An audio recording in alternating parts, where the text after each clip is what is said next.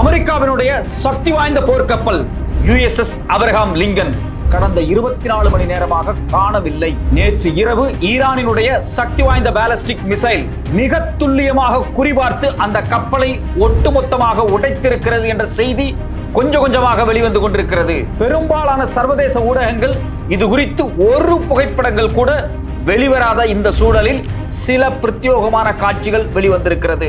அமெரிக்காவினுடைய உளவு பிரிவும் இஸ்ரேலுடைய உளவு பிரிவும் மிகப்பெரிய அதிர்ச்சியில் உறைந்து போயிருக்கிறார்கள். ஈரானின் மீதான இந்த யுத்தத்தின் மிகப்பெரிய பலமாக கருதப்பட்ட USS ஆபிரகாம் லிங்கன் இந்த 2 கப்பலில் ஒரு கப்பல் செயலிழந்து போய்விட்டது. ஒரு பக்கம் ஈரான் ஒட்டுமொத்தமாக ஈரானை சுற்றி இருக்கக்கூடிய அனைத்து அமெரிக்க பேஸ்களையும் அடித்து நொறுக்கி இருக்கிறார்கள். இன்னொரு பக்கம் இந்த யுத்தத்தின் மையப்பகுதியாக விளங்கிய ஆபிரகாம் லிங்கனும் அடித்து நொறுக்கப்பட்டிருக்கிறது. ஈரானுக்கும் அமெரிக்காவுக்கும் இடையே நடந்து கொண்டிருக்கக்கூடிய இந்த யுத்தம் இன்று என்ன நிலையில் இருக்கிறது? எந்த அளவுக்கு இந்த கப்பல் படை அமெரிக்காவுக்கு முக்கியமானது? இந்த கப்பலை இழந்ததால் அமெரிக்கா இந்த யுத்தத்தில் என்ன நிலைக்கு தள்ளப்படும்? வணக்கம், இது மெட்ராஸ் வியூ. நான் உங்கள் சத்யராஜ். அமெரிக்காவுக்கும் ஈரானுக்கும் நடந்துட்டு இருக்கக்கூடிய யுத்தத்துல ரொம்ப முக்கியமான ஒரு விஷயம் என்ன அப்படின்னா, இந்த யுத்தம் துவங்குவதற்கு காரணமே அதனுடைய சமிங்கையே எது அப்படின்னா, அமெரிக்காவினுடைய USS ஆபிரகாம் லிங்கன்கிற ஒரே ஒரு கப்பல் தான். இந்த கப்பல் சவுத் சைனா சீல இருந்து நேரடியாக இந்திய பெருங்கடல் வழியாக ஈரானுடைய கடல் பரப்புல கொண்டு வந்து நிறுத்தி யுத்தத்தை துவங்கி இருக்குது அமெரிக்கா. நாங்க சண்டை செய்ய போறோம், சண்டையை துவங்க போறோம், உறுதியா சண்டை நடக்கும் அப்படிங்கிற சமிங்கையை இந்த கப்பலை கொண்டு வந்து நிறுத்தினதுல இருந்துதான் துவக்கமாகுது. இந்த ஒரு கப்பல் அப்படிங்கிறது சாதாரண விஷயம் கிடையாது. இந்த கப்பலை பாதுகாப்பதற்காகவே நிறைய சுத்தி ஃபிளீட் நிறைய இருக்கும். ஒரு 3, 4, 5 கப்பல்கள் பார்த்தீங்க அப்படின்னா இந்த பெரும் கப்பலை பாதுகாத்து வரும். ஏன் அப்படின்னா இது ஒரு பிரம்மாண்டமான ஒரு மிதக்கும் இராணுவ கிடங்கு.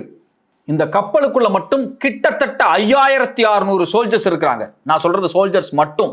இந்த 5600 பேர்த்துக்கு சமைக்கிறது, துணி துவைக்கிறது, அவங்களோட ட்ரெஸ் அயன் பண்றது, பாத்ரூமை கிளீன் பண்றது, ஒட்டு மொத்தமா எல்லா ஹவுஸ் கீப்பிங் வேலையும் பார்க்கறது, இது இல்லாம என்ஜினியரிங், எலக்ட்ரானிக்ஸ் அப்படின்னு சொல்லிட்டு எக்கச்சக்கமான மெக்கானிக்ஸ்ல இருந்து எல்லாம் பார்த்தீங்க அப்படின்னா கிட்டத்தட்ட 6000 பேர்த்துக்கு அதிகமாக இந்த கப்பலுக்குள்ள வசிச்சுட்டு வர்றாங்க. இது ஒரு தனி தீவு மாதிரி. இதுல எக்கச்சக்கமான மிசைல்ஸ் இருக்கு.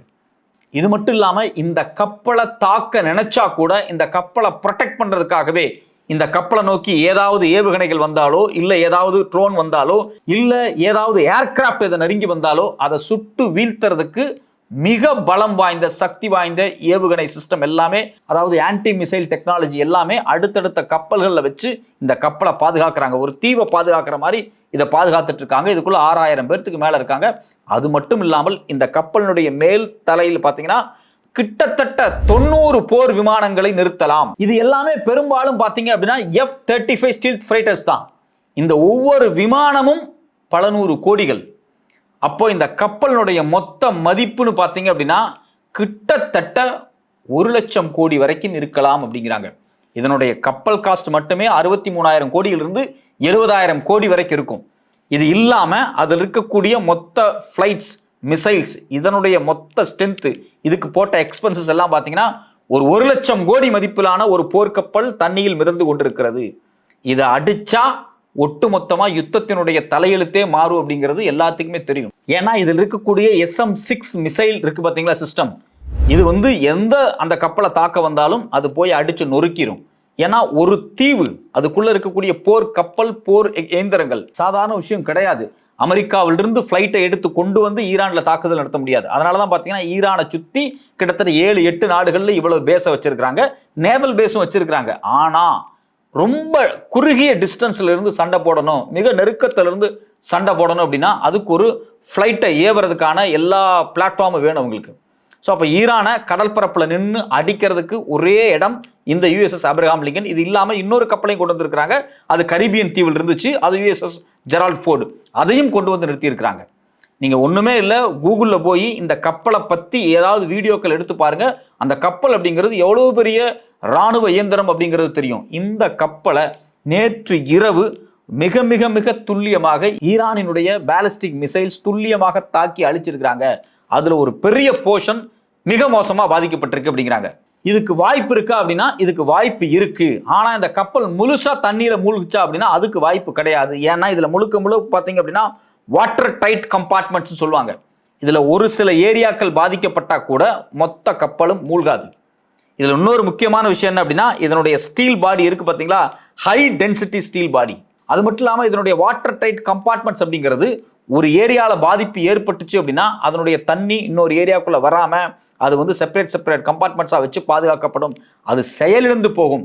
ஆனா உள்ள இருக்கிறவங்க மொத்தமா அழிஞ்சு போக மாட்டாங்க, அந்த கம்பார்ட்மெண்ட் இருக்கிறவங்க மொத்தமா அழிஞ்சு போயிடுவாங்கிறாங்க. இதுவரைக்கும் அமெரிக்கா தரப்பில் இருந்தோ இல்ல மற்ற எந்த தரப்பில் இருந்தும் யுஎஸ்எஸ் ஆபிரகாம் லிங்கன் எந்த அளவுக்கு பாதிக்கப்பட்டிருக்கு அப்படிங்கிற செய்தியை வெளியிடவே இல்லை. ஏன்னா அதை வெளியிட்டாங்க அப்படின்னா அதுல மரணம் அடைஞ்சவங்களோட செய்தியும் வெளியிடணும்.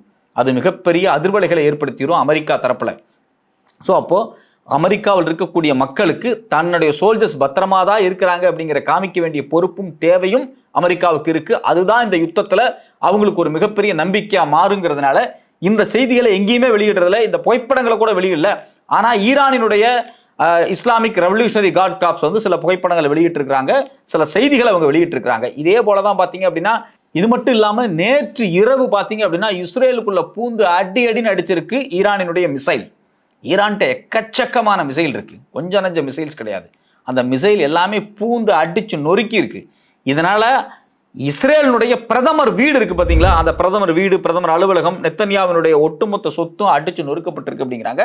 சில செய்திகள் என்ன சொல்றாங்க அப்படின்னா, நெத்தன்யா உயிரோடையே இல்ல, அவர் வந்து கொல்லப்பட்டுட்டாரு அப்படிங்கிற செய்தியும் சொல்றாங்க. சில பேர் அவர் ஜெர்மனிக்கு தப்பிச்சு ஓடிட்டாரு, அயதுல்லா கமினி கொலை செய்யப்பட்ட செய்தி வெளியே வந்த உடனேயே இனி ஈரான் சும்மா இருக்க மாட்டாங்க, அதனால கண்டிப்பா நம்ம இங்க இருக்கக்கூடாது அப்படின்னு ஒரு எஸ்கேப் ஆகி ஓடிட்டதாக சொல்றாங்க. மூத்த ராணுவ எக்ஸ்பர்ட்ஸ் பத்திரிகையாளராக இருக்கக்கூடியவங்க நிறைய கட்டுரைகள் எழுதிட்டு இருக்காங்க. அந்த கட்டுரையில் என்ன சொல்றாங்க அப்படின்னா, அமெரிக்கா இந்த போரை நிறுத்த விரும்புகிறது, ஆனால் ஈரான் இந்த போரை நிறுத்த விரும்பவில்லை. இதைத்தான் முதல்லயே சொன்னாங்க, யுத்தத்தை துவங்குவது நீங்களாக இருக்கலாம், யுத்தத்தை முடிப்பது நாங்கள் தான் அப்படின்னு ஏற்கனவே ஈரான் தரப்பிலிருந்து சொன்னாங்க இல்லையா, அது இன்றைக்கு நிரூபணமாகி கொண்டிருக்கிறது. இது மட்டும் இல்லாமல் இன்னொரு அதிர்ச்சியான செய்தி என்னவென்றால், அமெரிக்காவினுடைய மிகப்பெரிய பலம்னு சொல்லக்கூடிய விஷயம் என்ன அப்படின்னா அவங்களுடைய ட்ரோன் தான்.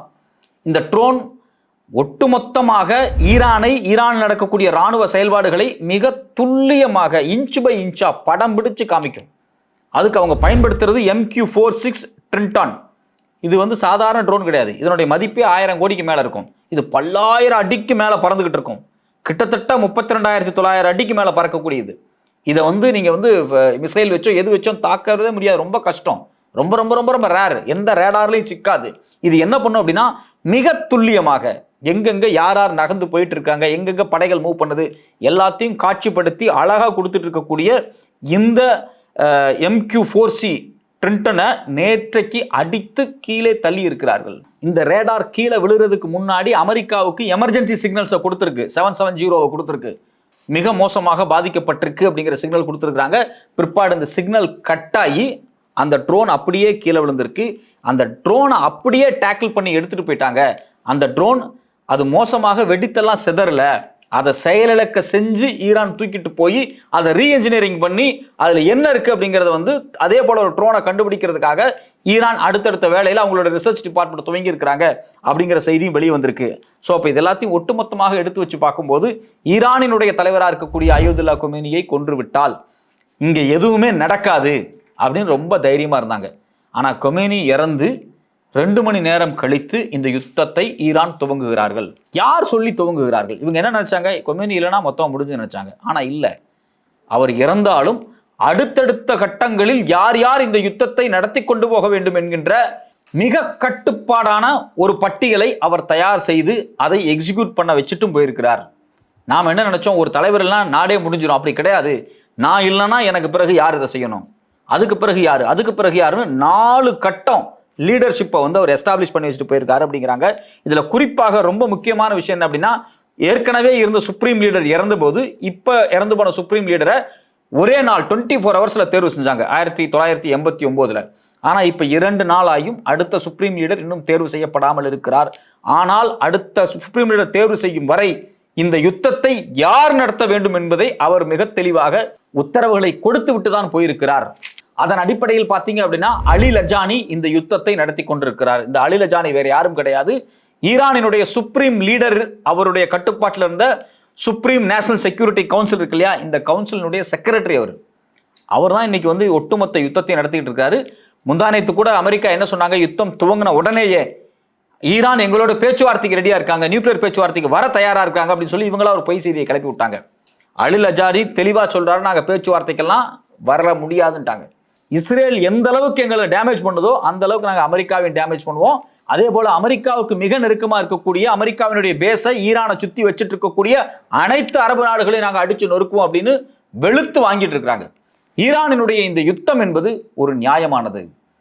அந்த நாடு கடந்த 20-25 ஆண்டுகளாக பொருளாதார தடையில் சிக்கி சீரழிந்ததற்கு காரணம் அமெரிக்கா என்கின்ற ஒற்றை சக்தி. அமெரிக்காவுக்கு ஏன் ஈரானை பிடிக்கவில்லை? 1951 மக்களால் தேர்ந்தெடுக்கப்பட்ட பிரதமரை தூக்கி எறிந்து 53 ஒரு மிகப்பெரிய கலவரத்தை உருவாக்கி ஆட்சி மாற்றத்தை உருவாக்கியது இதே அமெரிக்கா தான். எதற்காக என்றால் ஈரானில் இருக்கக்கூடிய எண்ணெய் வளங்கள். பிற்பாடு ஈரான் 1979 இஸ்லாமிய புரட்சிக்கு பிறகு சக்தி வாய்ந்த ராணுவ நாடாக எழுந்து வருகிறது. மிசைல் டெக்னாலஜியாக இருக்கட்டும், ரேடார் டெக்னாலஜியாக இருக்கட்டும், இல்ல ஃபாஸ்ட் போட் டெக்னாலஜியாக இருக்கட்டும், இதில் எல்லாத்திலையும் மிக தீவிரமாக தன்னுடைய ராணுவ பலத்தை 10 ஆண்டுகளில் மிக வலிமையானதாக மாற்றியவர் இன்பு இறந்து போன திரு அலி கமேனி அவர்கள். சோ அந்த ரீஜனல் பவர்ஸ்ல ஈரான் பயங்கர ரைஸ் ஆகி நிக்கிறது. இஸ்ரேலுக்கு பயமா இருக்கு. இஸ்ரேல் யாரு? அமெரிக்காவினுடைய பிராக்சி. சோ அப்போ இஸ்ரேலுக்கு ஈரான் இருப்பது அச்சுறுத்தல். ஈரானை பலவீனப்படுத்த வேண்டும், ஈரானை அழித்தொழிக்க வேண்டும் என்ற ஒரே நோக்கத்திற்காக இஸ்ரேல் இந்த வாரை மறைமுகமாக நடத்தி கொண்டிருக்கிறது. அதற்கு துணையாக அமெரிக்காவும், அமெரிக்காவுக்கு துணையாக அரபு நாடுகளும் ஒட்டுமொத்தமாக எல்லோரும் ஒன்று சேர்ந்து நின்று நேரடியாக ஈரானை தாக்குகிறார்கள். ஈரான் இதை ஏற்கனவே சொன்னது. ஈரான் இதை ஏற்கனவே வெளிப்படையாக சொல்லி இருக்கிறது. என் மீது ஒரு யுத்தம் நடத்தப்பட்டால் அது ஒட்டுமொத்தமாக ரீஜனல் வாராக மாறிவிடும், பிராந்திய யுத்தமாக மாற்றப்படும் தெளிவா சொன்னாரு. பிராந்திய யுத்தமாக மாறிடுச்சு. இதுல ஒரு பக்கம் இஸ்ரேலை வச்சு அடிச்சுக்கிட்டு இருக்காங்க, இன்னொரு பக்கம் நேரடியாக அமெரிக்காவினுடைய கப்பல் படைகளும் தாக்குதலுக்கு உள்ளாக்கப்பட்டு கொண்டிருக்கிறது. அமெரிக்காவினுடைய அனைத்து பேஸ்களும். இதை விட ரொம்ப முக்கியமான விஷயம் என்ன அப்படின்னா, கட்டார்ல இருக்கக்கூடிய அமெரிக்காவினுடைய மிக முக்கியமான ரேடார், எங்கெங்கெல்லாம் மிசைல் மூவ் ஆகுது அப்படிங்கறத மிக துல்லியமாக படம் பிடிச்சு காமிக்கக்கூடிய PF-132 ரேடார், இந்த ரேடார் சிஸ்டத்தை அடிச்சு நொறுக்கிட்டாங்க. ஏன்னா கத்தார்ல அமெரிக்காவினுடைய சக்தி வாய்ந்த பேஸ் இருக்கு, ஏர்பேஸ். முதல்ல பாத்தீங்க அப்படின்னா ஈரானை அட்டாக் பண்ணணும் அப்படின்னா கத்தார்ல கொண்டு வந்து மொத்த ஆயுதங்களை இறக்கி, சோல்ஜர்ஸை இறக்கி இங்கிருந்து தான் வந்து எல்லா இடத்துலையும் டைவர்ட் பண்றாங்க. ஸோ அப்போ தெளிவா இருக்கிறாங்க யாரு? Iran, Qatar, Bahrain, Saudi, Kuwait, இந்த நாடுகள் இருக்கக்கூடிய அமெரிக்காவினுடைய பேஸை சுத்தி முதல்ல அடிச்சு நொறுக்கிட்டோம்னா அங்க வந்து அமெரிக்கா லேண்ட் ஆக முடியாது. அது ஃபர்ஸ்ட் ஃபேஸ். ரெண்டாவது ஃபேஸ் கடல். இதை விட்டுட்டா நீங்க கடல்ல தானே வருவீங்க, கடல்ல நாங்க ஆபிரகாம் லிங்கன் அடிச்சிட்டோம், அடுத்து ஃபோர்டு அடிக்க போறோம் அப்படின்னு சொல்லி அடுத்தடுத்த நகர்வுகளை ஈரான் முடிவு செய்து கொண்டிருக்கிறார்கள். இந்த யுத்தத்தை ஈரான் வெளிப்படையாக நடத்தி கொண்டிருக்கிறது. அமெரிக்கா இந்த யுத்தத்தில் மிக மோசமான விளைவுகளை சந்தித்திருக்கிறது. இஸ்ரேல் இதைத்தான் விரும்பியது. இஸ்ரேல் என்ன விரும்புது? அமெரிக்காவும் ஈரானும் அடிச்சுக்கணும், ஏன்னா என்னுடைய பிராந்திய சிக்கல் ஏற்படுகிறது, ஏன்னா எனக்கு, திருப்பி சொல்லிடுறேன், ஏன்னா எனக்கு இந்த பிராந்தியத்தில் சிக்கல் இருக்கிறது, என்னால் சண்டை போட முடியாது, உங்களுக்கு பிராக்சியாக நான் இருக்கிறேன், நேரடியான யுத்தத்திற்கு வாருங்கள் அப்படின்னு சொல்லி இந்த யுத்தத்தை தொடர்ச்சியாக ஈரானின் இஸ்ரேலினுடைய நலனுக்காக அமெரிக்கா நடத்தி கொண்டிருக்கிறது. இந்த யுத்தத்தில் அமெரிக்காவினுடைய கை மிக மோசமாக பாதிக்கப்பட்டிருக்கிறது, ஈரானுடைய கை ஓங்கி இருக்கிறது. அது மட்டும் இல்லாமல் அமெரிக்காவுக்கு துணையாக இருக்கக்கூடிய சவுதி, இது மட்டும் இல்லாமல் அமெரிக்காவுக்கு மிக மிக நெருக்கமாகவும் துணையாகவும் இருக்கக்கூடிய சவுதியை கையை உடைத்திருக்கிறார்கள் ஈரான். கடந்த 25 ஆண்டுகளாக பொறுத்து பார்த்து இந்த யுத்தத்திற்காக தயார் செய்து கொண்டிருந்த ஈரான் களத்தில் மிக தீவிரமான சண்டையை போட்டுக் கொண்டிருக்கிறார்கள். பொறுத்திருந்து பார்ப்போம் அடுத்தடுத்து என்ன நடக்கிறது என்று.